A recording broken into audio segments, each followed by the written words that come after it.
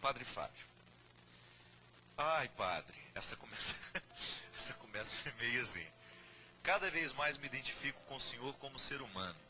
Também sou uma pessoa que vai do ódio ao amor numa fração de segundos. E que tem uma facilidade imensa de falar com a boca e não com o coração por puro impulso. E que já em seguida se arrepende do que falou. Mas, padre, tenho sofrido muito com isso, pois as pessoas de minha convivência não têm a mesma facilidade de perdoar. Já cheguei a pedir a Deus para me calar, rezo, luto, insisto, persisto, juro que vou ficar quieto em determinadas situações em que meu ponto de vista pode machucar, mas quando percebo, pronto, já falei, já machuquei, já me arrependi, já estou chorando. Será que tem que haver... Isso aqui eu não vou nem falar, porque eu não acredito nisso. Ela está achando, será que é o signo da gente? O que o senhor acha? Andréia Tortelli. Minha filha, tem gente que acredita em signo, eu não acredito não. Acredito em outras coisas. Veja bem, nós não podemos nos justificar o tempo todo e nos esconder naquilo que a gente já sabe sobre nós.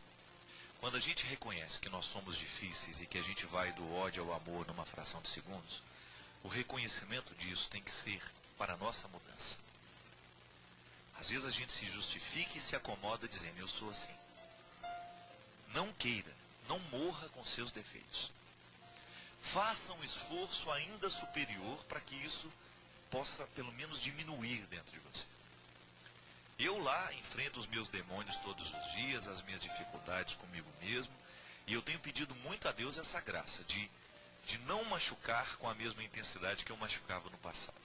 Que eu vou machucar vai ser inevitável, porque eu não estou morto, eu estou vivo, eu estou estimulado o tempo todo, a vida me estimula, as pessoas me estimulam com seus comportamentos, às vezes agem de maneira injusta diante de mim, me tratam com desrespeito, eu não tenho como não reagir. Agora, a capacidade de reconhecer isso tem que ser um lugar de defesa. Eu preciso criar uma imunidade para isso. Eu preciso criar um espaço onde eu me sinta pelo menos protegido para não continuar com as facas nas mãos. Porque às vezes a gente age com a faca na mão. Gente, lidar com a gente mesmo requer muita mestria, dá trabalho. Mas é esse pacto que a gente tem que fazer todos os dias. Quem que é a pessoa mais difícil de contornar? Não é o outro de fora, não, é mim. Sou eu. É mim não, né? Sou eu. Qual é o grande desafio que eu preciso vencer? Está de fora? Acho que não. Acho que está aqui dentro. Porque é aqui que eu nutro os meus medos.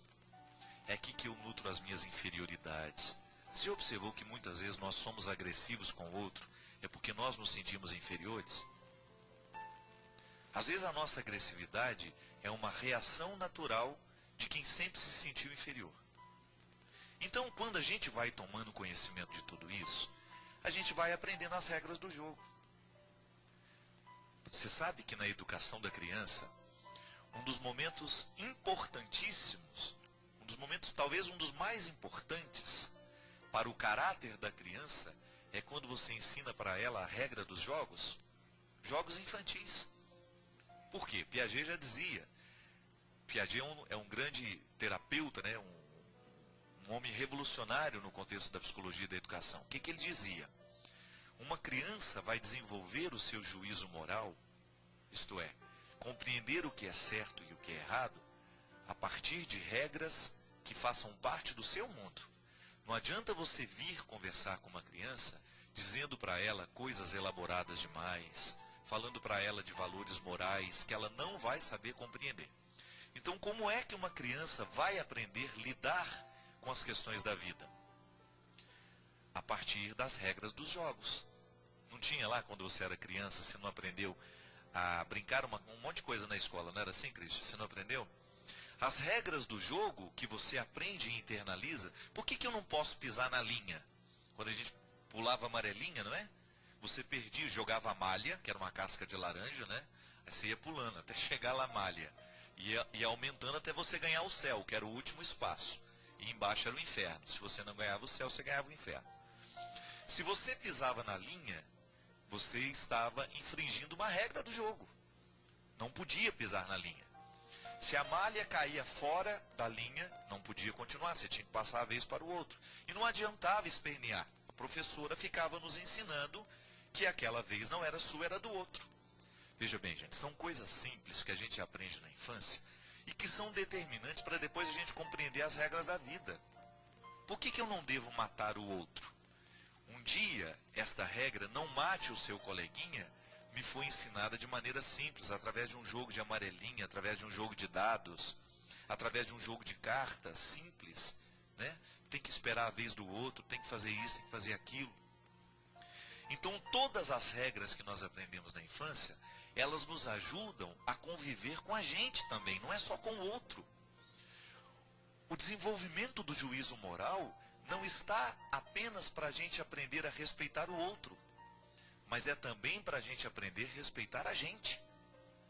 Você é um território que tem regras.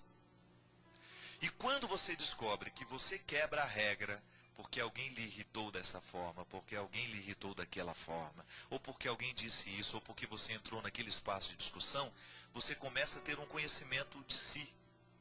Você vai acrescentando o autoconhecimento. O equilíbrio, né? Você tem todas essas religiões orientais que propõem os relaxamentos, o yoga, o isso e aquilo. Eu não faço isso, tem gente que faz, tem gente que gosta. Eu busco o meu equilíbrio de outra forma.